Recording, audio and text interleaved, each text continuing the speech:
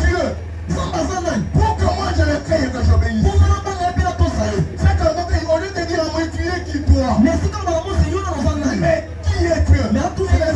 Ici, Moïse dit, regarde, depuis que tu m'as envoyé, je veux parler en ton nom. Je suis parti, j'ai parlé en ton nom. On n'a pas écouté. Il continue à faire souffrir ton peuple. Et toi, tu n'interviens pas pour délivrer ton peuple. Le peuple, le monde est capable d'afficher la résistance de l'accomplissement de tes promesses. Il y a des gens ici dont leur famille bloque jusqu'aujourd'hui. Il y a des gens qui pouvaient avoir des grands services jusqu'aujourd'hui. C'est pas ça pour toi. Parce que c'est la famille qui bloque. Alors que par rapport au plan de Dieu, c'est autre chose. Mais la famille aussi se bloque. Alléluia. Je pose une question aux enfants de Dieu. Si Dieu n'était pas intervenu dans l'affaire de Moïse, que serait arrivé au peuple d'Israël? Je prie pour toi. Que là où le monde te bloque, que le ciel intervienne. Et là où tu n'as pas de force, il est possible que tu parles comme Moïse. Si tu prends ce verset, tu sens que Moïse se place. Depuis que je marche, je parle en ton nom. Mais Pharaon n'écoute pas. Vu que tu as fait souffrir ton peuple,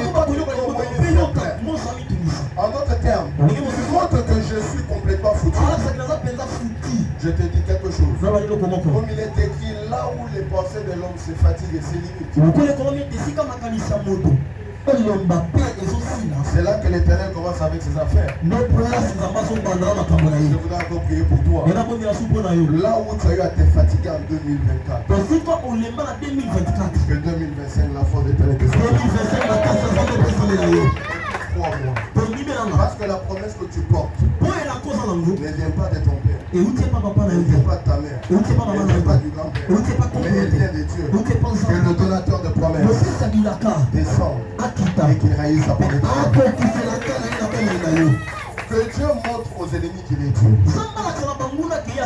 Que Dieu montre aux démons qu'il est Dieu. Ce qui peut être fait dans ta famille, pour que vous tous puissiez pleurer de la même façon. Je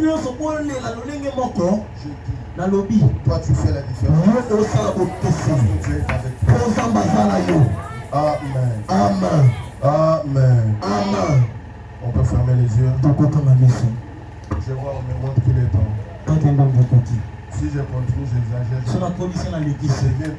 deviens têtu. Je deviens combien?